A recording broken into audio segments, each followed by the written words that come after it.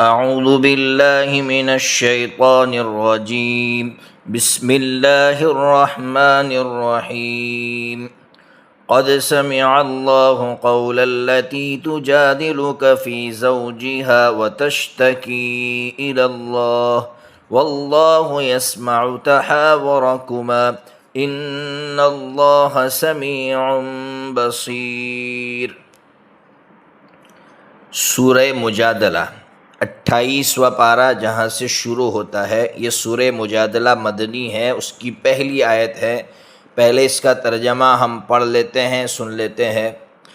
تحقیق کہ اللہ نے سن لی اس عورت کی بات جو آپ سے جھگڑ رہی تھی اپنے شوہر کے معاملے میں اور شکایت کر رہی تھی اللہ سے، اور اللہ تم دونوں کی گفتگو کو سن رہا تھا۔ یقیناً اللہ سننے والا، دیکھنے والا ہے۔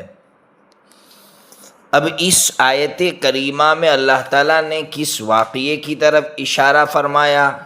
کون سی عورت تھی جو حضرت نبی پاک صلی اللہ تعالیٰ علیہ وسلم کی خدمت میں حاضر ہوئی تھی؟ کیوں حاضر ہوئی تھی؟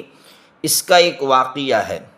اصل میں اس صحابیہ کا نام ملتا ہے حضرت خولہ رضی اللہ تعالیٰ عنہ۔ ان کے شوہر کا نام تھا اوس بن صامت رضی اللہ تعالیٰ عنہ۔ ہوا کیا تھا کہ اوس بن صامت رضی اللہ تعالیٰ عنہ نے اپنی بیوی حضرت خولہ رضی اللہ تعالیٰ عنہ سے یہ کہہ دیا تھا کہ تو مجھ پر میری ماں کی پیٹھ کی طرح ہے۔ واپس کہتا ہوں، جملہ سمجھیے، تو مجھ پر میری ماں کی پیٹھ کی طرح ہے۔ اب ظاہر سی بات ہے، یہ جملہ زمانے جاہلیت میں یعنی اسلام کے آنے سے پہلے اگر کوئی کہتا تو اس کو طلاق سمجھا جاتا تھا، بلکہ طلاق سے بھی سخت سمجھا جاتا تھا۔ اب اس عورت سے یہ جملہ کہا تو یہ عورت حضرت نبی پاک صلی اللہ تعالیٰ علیہ وسلم کی خدمت میں حاضر ہوئی اور حضور سے مسئلہ پوچھا کہ حضور میرے شوہر نے مجھ سے یہ جملہ کہا ہے کہ تو مجھ پر میری ماں کی پیٹھ کی طرح ہے۔ تو حضرت نبی پاک صلی اللہ تعالیٰ علیہ وسلم نے چونکہ اسلام سے پہلے زمانے جاہلیت میں اس کو طلاق سمجھا جاتا تھا، تو نبی پاک صلی اللہ تعالیٰ علیہ وسلم نے بھی یہی کہہ دیا کہ تو حرام ہو گئی ہے اس پر۔ اب یہ عورت جب جیسے ہی یہ جملہ سنا تو اس نے کہا کہ ہائے واویلا کرتے ہوئے کہا کہ میری جوانی پوری زندگی میں نے اس شوہر کی خدمت میں گزار دیا، بڑھاپے میں انہوں نے میرے ساتھ یہ معاملہ کیا، میں کہاں جاؤں گی؟ میرے بچوں کا کیا ہوگا؟ میرا کیا ہوگا؟ میرا گزارا کیسے ہوگا؟ اب اس عورت نے اللہ رب العزت سے گہار لگائی۔ اللہ رب العزت کی خدمت میں یہ عورت پہنچی، یعنی زمین پر بیٹھ کر اللہ رب العزت سے بات کر رہی ہے کہ اللہ یہ کیا ہو گیا؟ تو اللہ تبارک و تعالیٰ نے اس عورت کی اس گفتگو کو سن لیا اور اللہ رب العزت نے جملہ ارشاد فرمایا وَتَشْتَكِي إِلَى اللَّهِ۔ اللہ رب العزت کے دربار میں وہ شکایت کر رہی تھی، ان کی شکایت کو اللہ رب العزت نے سن لیا اور اللہ تبارک و تعالیٰ نے یہ حکم نازل فرمایا۔ کیا حکم نازل فرمایا؟ جو آگے آ رہا ہے کہ اس طرح کہنے سے کوئی بھی جو ہے ماں نہیں بن جاتی ہے، ماں کی پیٹھ کی طرح کہنے سے کوئی ماں نہیں بن جاتی ہے، اور ماں جب نہیں بنتی ہے تو وہ حرام بھی نہیں ہوتی ہے، اس سے طلاق وغیرہ نہیں ہوتی ہے۔ اس کو زہار کہتے ہیں۔ چونکہ عوام ہماری بات سنتے ہیں اس لیے ان کو زیادہ سمجھ میں نہ آوے تو کہتا ہوں اس کو زہار کہتے ہیں۔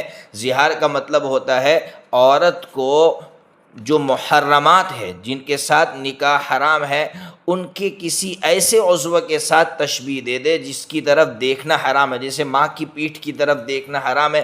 اب بیوی کو یہ کہہ دے کہ تو میری ماں کی پیٹھ کی طرح ہے تو اس کو زہار کہا جاتا ہے، اور زہار کی وجہ سے بیوی ہمیشہ کے لیے حرام نہیں ہوتی ہے، تھوڑی دیر کے لیے حرام ہوتی ہے۔ پھر جو زہار کا پروسیس ہے، زہار کا جو کفارہ ہے، اگر شوہر ادا کر دیتا ہے تو پھر ادا کرنے کے بعد وہ بیوی اس کے لیے حلال ہو جاتی ہے۔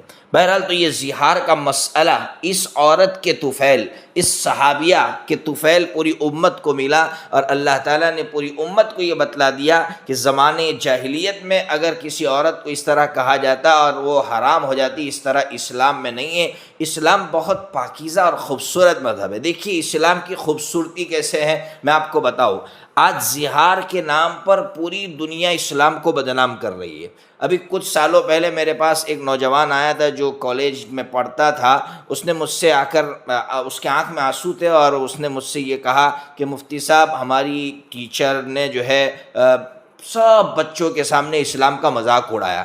میں نے کہا کیا مذاق اڑایا؟ تو کہا کہ اس نے یہ کہا کہ دیکھو مسلمانوں کے اندر ایک زہار ہے، اور زہار کا مطلب یہ ہوتا ہے کہ کوئی اپنی بیوی کو ماں کہہ دے یا ماں کی طرح کہہ دے تو وہ بیوی ہمیشہ کے لیے حرام ہو جاتی ہے۔ دیکھو کیسا نعوذ باللہ کیسا فالتو مذہب ہے۔ اس طرح اسلام کا مذاق اڑایا اور وہاں بچوں نے ٹھٹھے لگائے اور بہت ہنسے۔ تو مجھے بہت تکلیف ہوئی کہ میں اسلام کے بارے میں اتنی بھی معلومات نہیں رکھتا ہوں کہ زہار کیا چیز ہے۔ اس نوجوان کو کچھ نہیں معلوم تھا کہ زہار کس چیز کا نام ہے۔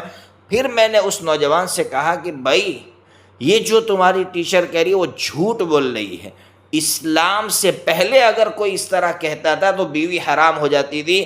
اسلام ہی وہ پاکیزہ مذہب ہے جس نے روک لگائی اور یہ کہا کہ اس طرح بیوی حرام نہیں ہوتی ہے۔ یہ اسلام کی خوبصورتی ہے۔ اور دوسری خوبصورتی آپ کو یہاں بتلاؤ اسلام کی، قربان جائے ہم اسلام پر، اللہ نے کتنا پیارا مذہب عطا فرمایا ہے کہ آج مسلمانوں کو بدنام کیا جاتا ہے کہ مسلمانوں کی عورتوں کی کیا ویلیو ہے۔ اسلام نے عورت کی کہاں کچھ سنی ہے کہ اسلام میں عورت کا کوئی مقام نہیں ہے۔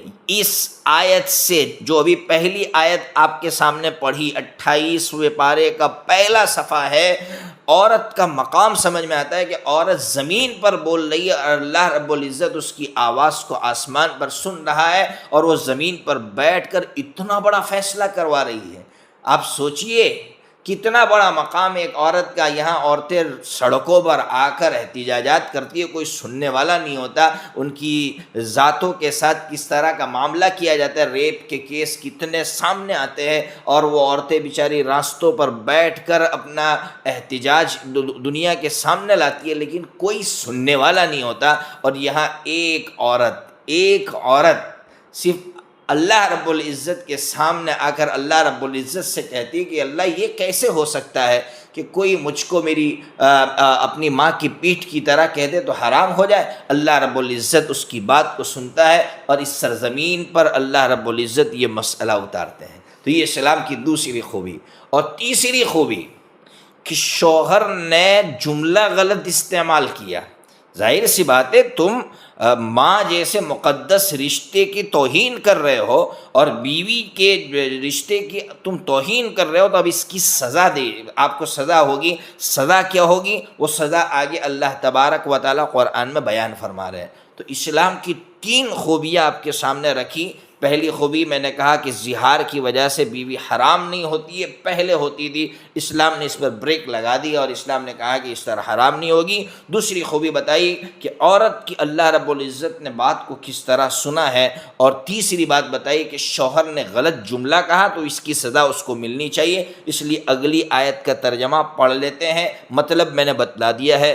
الذين يظاهرون منكم من نسائهم ما هن أمهاتهم إن أمهاتهم إلا اللائي ولدنهم وإنهم ليقولون منكرا من القول وزورا وإن الله لعفو غفور۔